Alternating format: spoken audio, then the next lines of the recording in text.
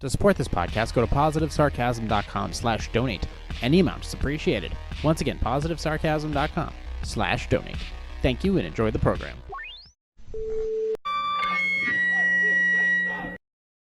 Jay here, positivesarcasm.com, recorded here from New Hampshire's beautiful seacoast inside the Spare Parts Studio, sipping coffee on a Tuesday evening. Like, subscribe, share, donate, positivesarcasm.com/donate. Any amount's appreciated. You can contact me directly through my website at positivesarcasm.com in the contact section, or you can email me directly, positivesarcasm@outlook.com, or you can hit me up on Instagram at @positive_sarcasm. We begin off tonight. First off, we will be getting right back to it, back to the usuals, dig.com Q&A. But first, I actually wanted to, hold on, more coffee. Thank you very much.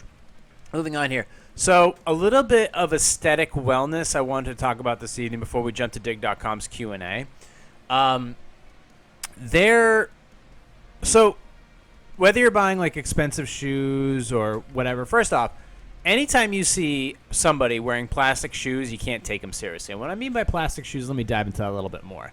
So generally, like when you see like a sales rep come up to you, or, hi, my name is so-and-so and I represent this, or I work for this insurance company or whatever, first thing you need to do, don't look at their watch, because you're not going to find a lot of information on their watch. Maybe they're just wearing like a General Fossil or a Seiko or something like that. There's not much you can really tell from a person's watch, other than, you know, if they're wearing like a Mont Blanc or an IWC or an Omega, then okay, fine.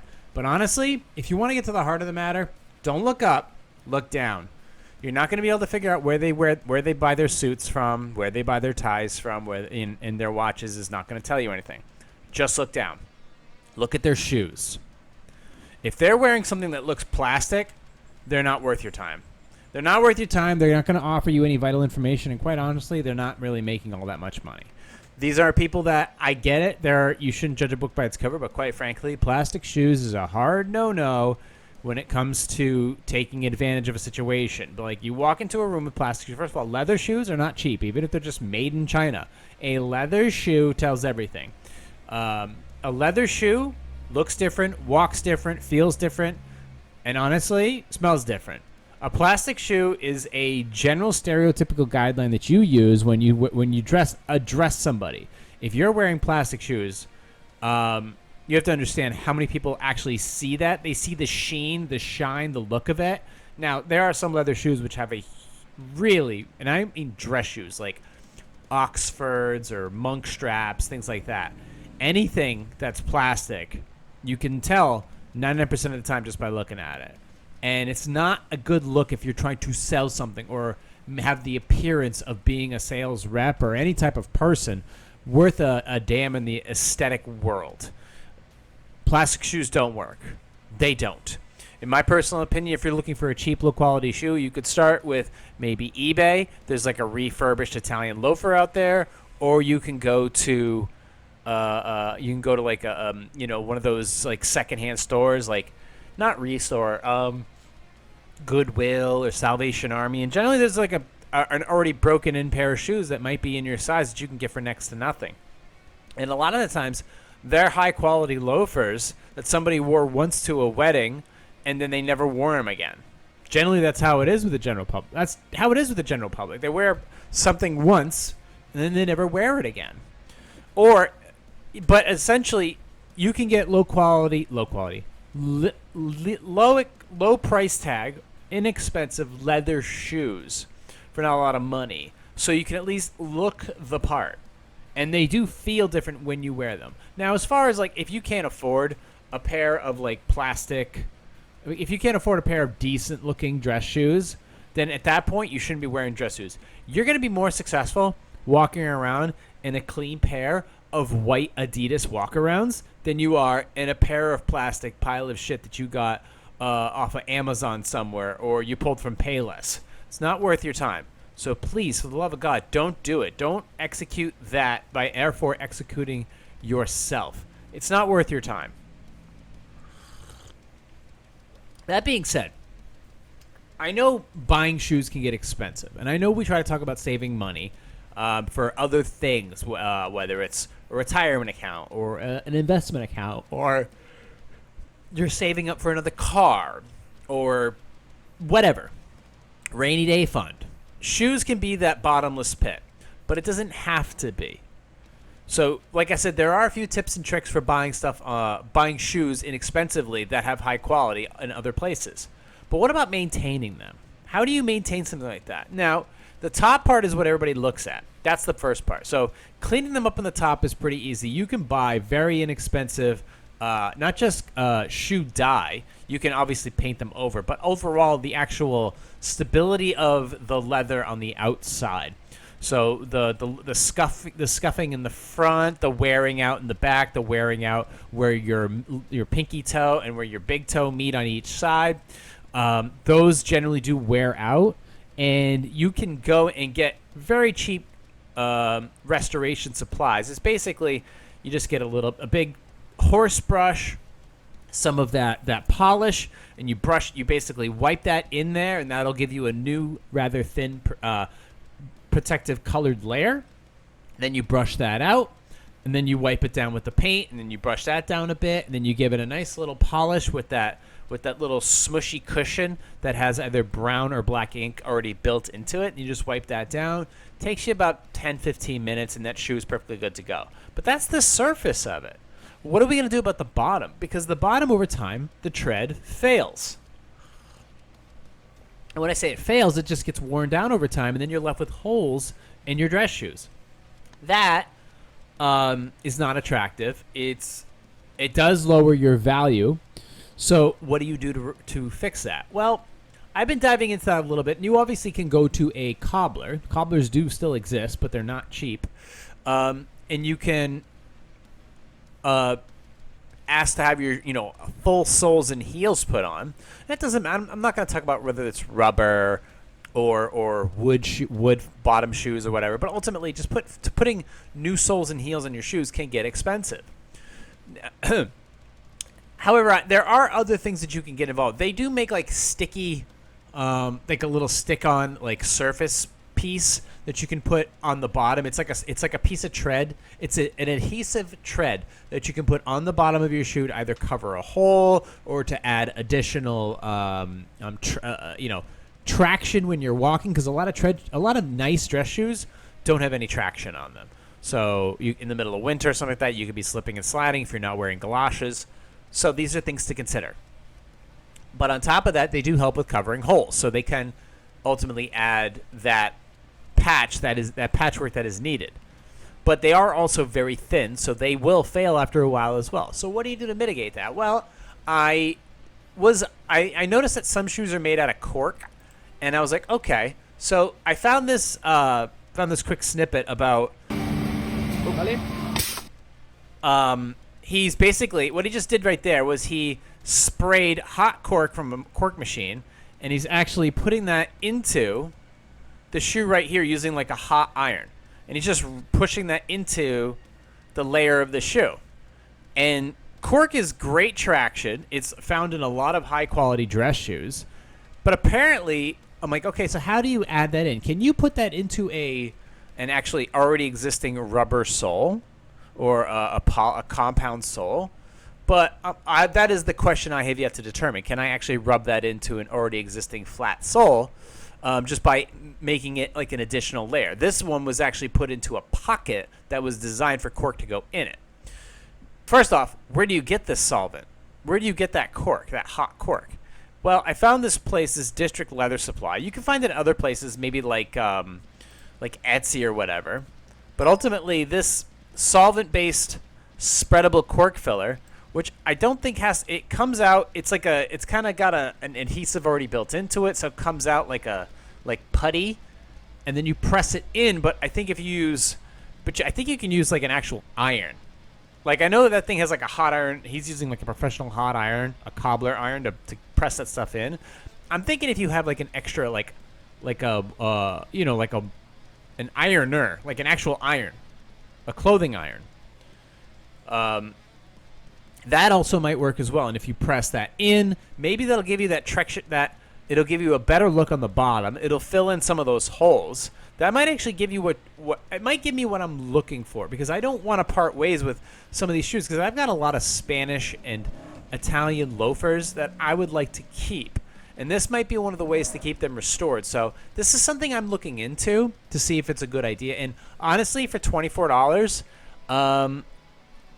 overall, if this resolved the issues I'm having with a couple of my shoes that I've worn down, then I will absolutely take full advantage of it, because I would like to, do a little bit of the legwork myself, and then ultimately save this new collection of shoes that I have that I really do respect and I like, and they look great. And I would like to start wearing some of the older ones again. So this might be a way for a cost-effective way of getting these shoes back into the rotation, because I haven't been able to do this for a while, and I've been thinking about my options. So this is something I'm looking into. This is on District Leather Supply. It's $24. This is like U.S. only, I think, because this stuff is flammable. It comes in 8 and 16 ounces. The 16 is $35. So I'm curious to see if that's something I can accomplish. It already comes, I think, already with the solvent and the adhesive in there. So unless I have to add adhesive, then I'll look into that. Maybe like, wood glue or shoe glue or something like that. But honestly, the cork filler's right in there. You just take it, you spread it with something hot, and then I guess you can kind of shape it in there.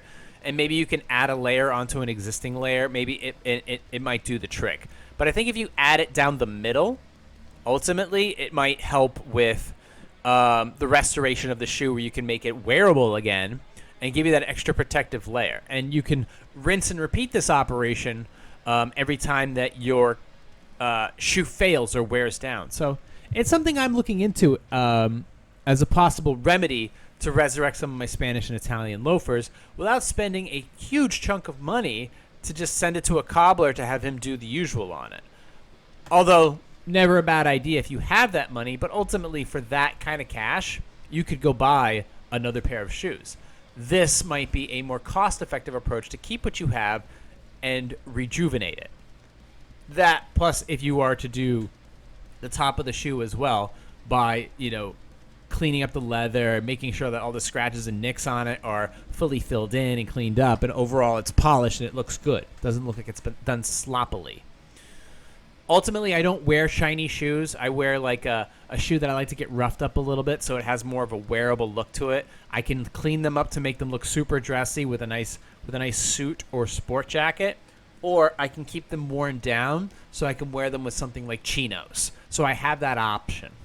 So this is something I'm looking into. I figured as far as like aesthetic wellness, it's a product I found. I figured I'd fill you in on it. It's $35 for the 16 ounces. I don't know if 16 ounces gets you one pair of shoes or if that works for 2 pairs. I'd have to look into it a little bit more. So, in any case, I'm sipping on some whole bean French vanilla roast. So I figured let's get a few minutes of dig.com Q&A now that we're back from a regular episode of this week's podcast. If you have any questions, concerns, or comments, go ahead and hit me up through my website, or hit me up through my email, or hit me up through Instagram at +_sarcasm. We started this week back with dig.com Q&A. I'm wondering if I should get like a reading software to actually read this so that I don't have to read it, because I sound like an idiot sometimes when I read off this stuff. Let me turn down the metal music a little bit here. There we go. All right, here we go. I lost my temper with several employees today. I yelled and cussed, something I've done, but I did not say anything discriminatory. Before I lost it, multiple employees had done the opposite of what I instructed to get today. I reminded them of who they worked for. I yelled and used the F word. We use it every day. By the end of the day, with most employees having done something, I got really mad and slammed the door to my office. I slammed it so hard that some of the door facing flew off. Supposedly, it came close to hitting one of the ladies at her desk. After all the employees in the office except one, the one who I yelled at this morning, walked out. I followed them outside and told them if they leave without permission, don't come back tomorrow. They still left. 2 of the 5 who left, I did not have any problem with today. I did not yell at them, though, even though one of them did what she wanted today, not what I asked. One of them was the husband of the 2 I didn't yell at. The wife in this couple has a text group with the employees on it. She's been sending out texts talking BS. I know that I shouldn't get so angry and yell at them. I am sorry that the wood almost hit someone. She happens to be our newest employee. Most of this started when our payroll clerk informed me that 2 employees wrote vacation on their time cards when they left early. Let me explain. They were on call the day before, got called out at 7 a.m. They did not complete the emergency until 11 a.m. The supervisor told them they could go home if they wanted. Understandably, they did. They were given a choice. I have no problem paying them overtime for the time they worked. I do not believe that I owe them a vacation for leaving and going home. Their supervisor did not approve their overtime. I'm still so angry that I don't want any of them back, but I do need them. But I need them. The way everyone has been acting lately, doing what they want, I'm considering closing the business. I know I messed up, but I don't think they should all have walked out without permission. Look, I'll be honest with you. I've yelled with employees around. I've just yelled in general, and I'm actually working to control that a lot. I still have some bad days, just in general with my professional life, personal life. But this seems like you're just over the top, trying to make a statement just by slamming things, screaming, yelling at them, telling them if they leave, they're fired, blah blah blah. This can be scaled back, and obviously they've all checked out. It seems like all of them just do what they want. They don't listen to you anymore. Maybe it's because the threats are empty, or maybe it's because they just don't want to listen to you, or they're afraid to talk to you. So quite frankly, they've checked out because you've done this. You've clearly done this before. You've clearly done this before. You have a pattern of this to the point where they've checked out. You're not somebody that they can go to. So I think at this point you have some serious consideration to do. If you just can't handle running a business, maybe you should sell to somebody who can. Let's take a sip of coffee and then move on to the next one. Should I tell my husband? Oh. My husband has 5 kids from a previous marriage. Wow. One was, well, I say never overly friendly. The other 4 I thought we were good. But things blew up over something dumb. Well, what was the thing that was dumb? You should explain that. Now 3 of his girls do not talk to me, which for me is fine. They think I'm too controlling with their father. But they are also taking out their anger on their father by not talking to him either. Well, I understand that. This makes me more angry. I'd like to tell them that they all need to grow up. And it's not like they are young. These are grown children with families of their own. My husband says I should let it go, but I know he is so hurt by how they are acting. Should I leave it alone or finally tell them to grow up? This is something that is not going to blow over. You didn't. First of all, this is suspect. This is suspect because you're not telling me what happened. You called it something dumb, but you didn't explain it. Which means that if you think it's something dumb, they maybe think it's not something dumb, which means that you guys are already at odds or something, and then you blew up. Now, if they're old, I get it, but at the end of the time, it's still, they have a connection with their dad, and you might be compromising it. So you need to start by, you do, absolutely.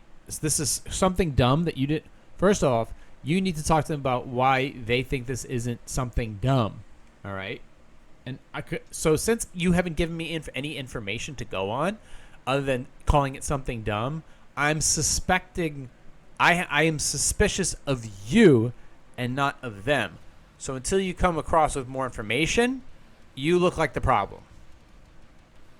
I think I handled that one right. At least I didn't blow up. I have before. On to the next one. My wife and I just held a destination wedding in Europe. We're quite international, so friends and family flew in from across the globe. Wow. We had regularly communicated how to use our wedding website for the schedule and other information, which also had a very clear registry tab with cash, funds, and physical gifts. We prefaced the registry by saying, your presence is enough, but if you'd like to provide a gift below are some experiences and items we'd love. Oops, sorry. Of the 100 attending, perhaps only 20% contributed in any fashion. Some invitees could not attend attributed to. My wife and I were shocked at how few guests gave a gift, as our outlook would be to never attend a wedding without providing a congratulatory gift. Even for a destination wedding, the symbolism of helping the couple start with the next chapter seems appropriate. Are we off base for expecting more? Well, let's see. Your presence is enough, but if you'd like to provide a gift, below are some experiences and items we'd love. So you preface it off like you spending all that money to be there, and they're from different places across the world, which may have different customs. when it comes to weddings. Some may be cash, some may be nothing, some maybe just had to spend all their money to get over there. They couldn't afford to have a gift. So, and there are people that couldn't make it either, although they compensated by giving something. Some of them did. And on top of that, you also shrunk the gift offerability by saying, here's things and experiences we'd love, which means that if the guest does not give something in that range, they can just go to hell with their gift. Honestly, all gifts should be welcome. Anything, whether it's a blender or a Bible, anything could be of possible value depending upon where you end up moving in your life. So I think you kind of narrowed it down to the point where people from all over the world didn't know what to get you, so they just ended up showing up to support your marriage. And I think that should be enough in this case. So maybe you are being a little bit greedy, and that should be that. Now, that being said, I am a person who, the bride and the groom, a wedding is all about the bride and the groom. No one else. I've always stated that, and I still stick true to that. However, I wouldn't be surprised that of the people attending, 100 people attending, 20%, because you narrow down what you wanted, and people traveling from all over the planet maybe spent a lot of money and they couldn't afford, to get you a gift. So there might be a few bullet points here that might justify why this happened, and you should be thankful that people showed up and had a good time. Might be able to squeeze in another one here.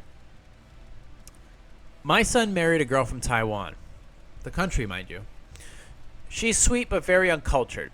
I have tried for more than 10 years to get along with her, but it has been very hard. We have nothing in common except my son.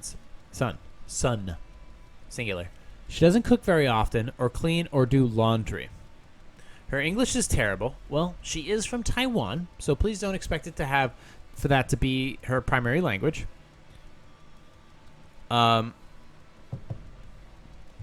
She dresses poorly. Why is crypto crashing? I wonder what that's all about. She dresses poorly, has no interest in her home, and celebrates no holidays. We are never invited to dinner. We always entertain them. They have no children.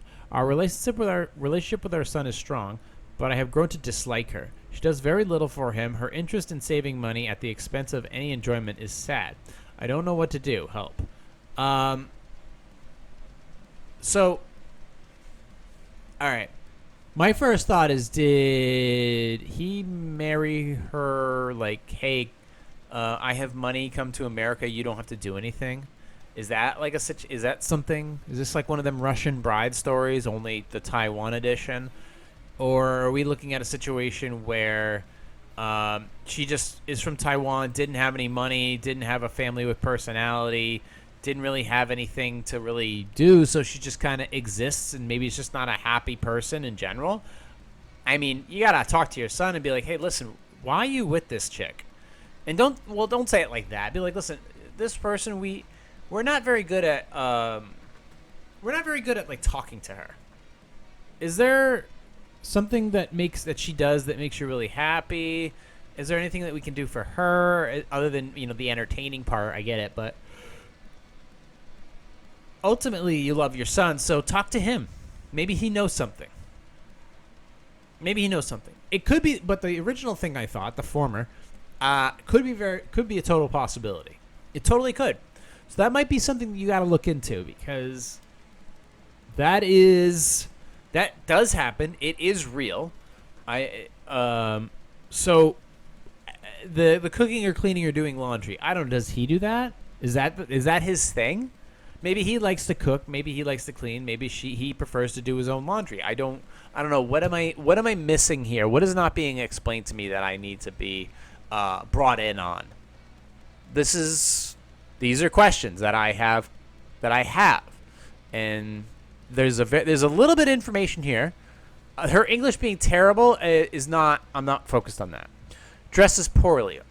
Define dresses poorly. Dresses comfortable. Dresses, jeans and a t-shirt. Maybe she didn't have any money, and maybe money to her is a foreign object that anytime she gets her hands on a quarter, she holds onto it for dear life.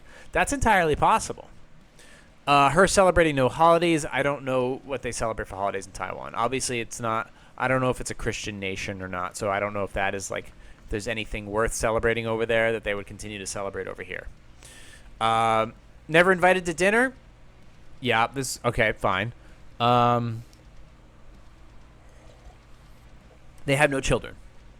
Okay, well, that's a personal choice. That's a couple's decision. So that is not for you to dive into. People don't have children. That is up to them. Obviously, if they want to have children, children are celebrated.